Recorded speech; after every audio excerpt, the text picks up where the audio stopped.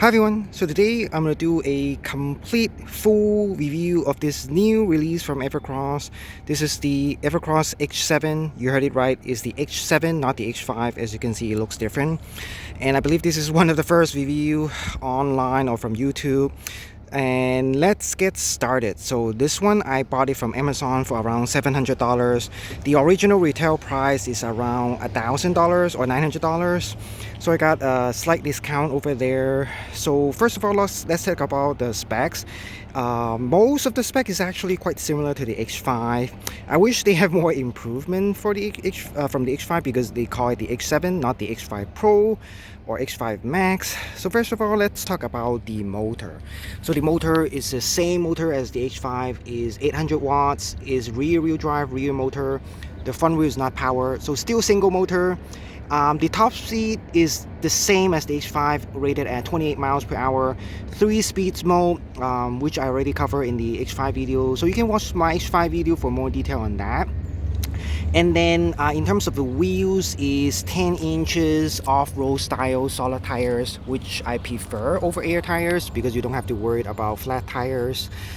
And the width is around 2.75 inches in width, so very wide, although I prefer on-road style tires because they're not that comfortable compared to on-road style solids. They vibrate from time to time, and you're probably not going to take this off-road anyway because it's not that powerful and it's not dual motor. And then speaking of the suspension, this one has full suspension. As you can see, a lot of springs over here. There's 4 springs in the front and 2 more in the rear, and which is beefier than the H5, and I believe it is an upgrade. So 6 shocks or springs down here, and then there's 3 more on the seats. As you can see, 1 over here and 2 more over here, so total there's 9 springs on this scooter, so pretty a lot. So the suspension is actually very good. And then the brakes, this one has front and rear disc brakes. As you can see over here, they're the same size. They have very good stopping power, although in the long run you might need to replace the brake pads. I prefer drum brakes myself, but not a big concern for me. But this one, just like the H5, it doesn't have any electronic braking or regenerative braking, so just keep that in mind. I wish there's electronic braking, which it's on almost every other scooter anyway, and no regenerative braking, so you're not going to charge up your scooter when you brakes. And then for the seat, you can take it off. You don't even need power tools because for the H5 you need power tools to take off the seat. This one you don't have to. For easier access. And there's a rear fender, or actually a wing or spoiler over here, and you can place one of your foot over here as well. And it's very cool and awesome looking, very fancy. Looks like a super scooter, something like a $1,500 scooter. So very cool looking, one of the best looking scooter in my opinion for under $1,000. And then the ground clearance is around 6.5 inches, so plenty much. I think maybe around half to 1 inch more than the H5. Of course the deck is slightly bigger if you don't count the seat, and of course you can use power tools to take off the rear wing as well.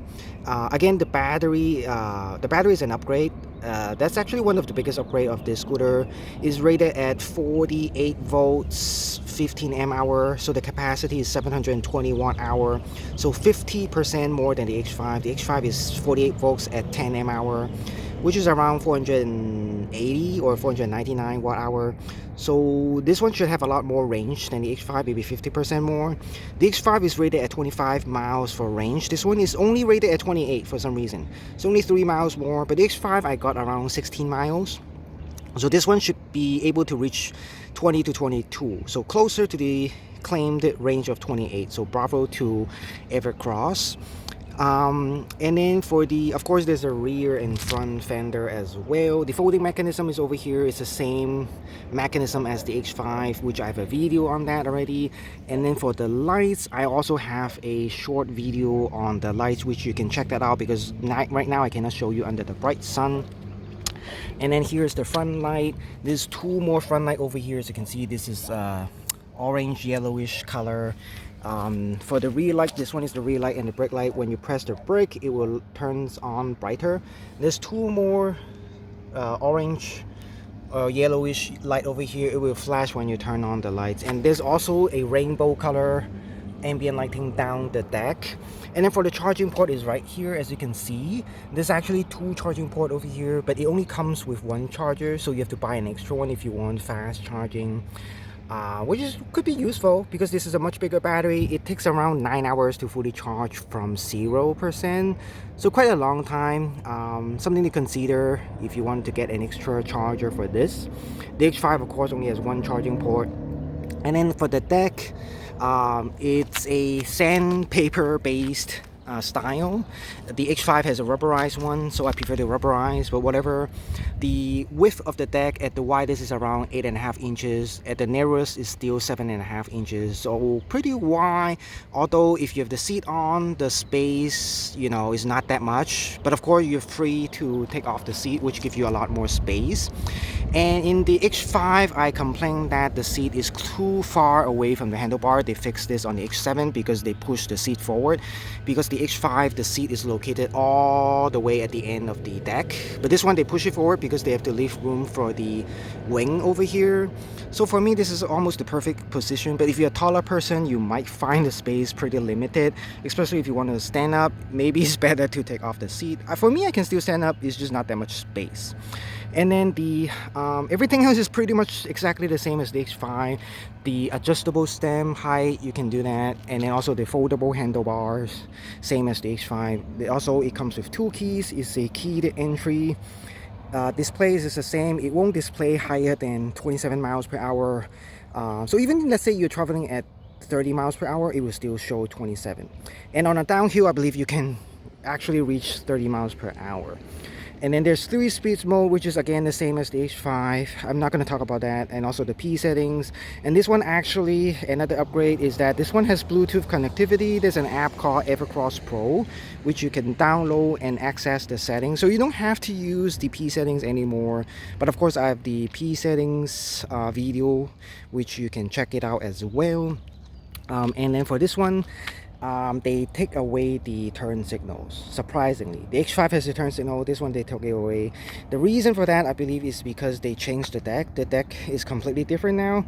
They go for the extra headlight and rear light instead of the turn signals, which, you know, I don't use the turn signals anyway, so I'm not complaining for that. I prefer the lights on this one, actually. And then the width of the handlebar is around 24 inches, which is pretty wide, but of course they are foldable.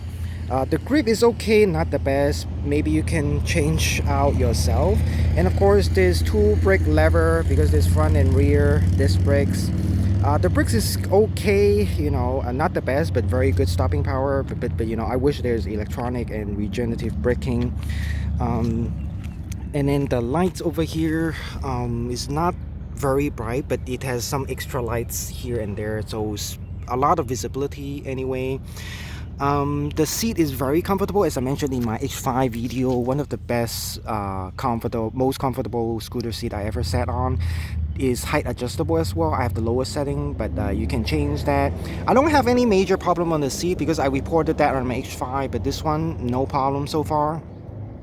And then the next thing, the weight is very heavy on this scooter. I'm not sure why, even though most of the spec is pretty much the same as the H5, except the bigger battery. But this one is rated at 70 pounds. At least on the website, I didn't weigh it myself. But the H5 is only 45 pounds. So this is around 25 pounds heavier, which I'm not sure if it's accurate. Because even though the bigger battery, it shouldn't take another 25 pounds. So that's why the hill climbing and the acceleration is actually worse than the H5. The top speed is the same, you know, but the acceleration and hill climbing is worse. So on a 10% grade nearby, this one can only reach a top speed of 9 miles per hour on that hill. The H5 can actually reach 13 miles per hour. So that one is a lot better than this one. So I'm not sure why. But again, I blame the weight of this scooter. So not a great hill climber.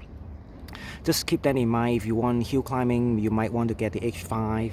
And again, this is a lot heavier. The biggest, you know, advantage is just the 50% bigger battery, and you know, have the rear wing slightly better looking. But for me, you know, I mean, I like the seating position more and the better lights, but they take away the turn signals. And of course, this one has Bluetooth, which doesn't happen on the H5. But overall, if you ask me, which one do I prefer? It's almost a draw for me. I mean, I like the H5 as well, and also that one is around 100 to $150 cheaper, so this is more expensive. But I mean, the bigger battery is always a plus. So if you haven't get both, I mean, if you have the H5, it might not worth the upgrade. But if you haven't got the H5 yet, but then you may consider this. But it's based on what you need. If you need range, then get this one. But if you prefer price or portability, then you might want to get the H5. Both of them are very good. Both of them are very good in value. You know, you get a lot more for the price. You know, for $700, you get something like a super scooter in terms of spec. You know, like 28 miles range, 28 miles per hour, cool lights, seats. Because most scooter, even if they have a seat, you have to pay another $100 for that. And this one, they give you Bluetooth finally. So and full suspension, front and rear disc brakes. And the kickstand is over here. I forget to talk about that. It's in the rear, and the angle is not that tilted actually, so it might, you know, turn over to the right side quite easily, so something to keep in mind. And this is not, and again, not a scooter that you're gonna carry all the time because of the heaviness. You're not gonna carry upstairs a lot or even put in your car. And again, this is around 2 inches longer than the H5, so it's pretty big in size. The width is the same, the height is also the same. Again, it's height adjustable. So that's pretty much it for my review. Feel free to leave any comments or question in the comment section. So anyway, thanks for watching and have a nice day.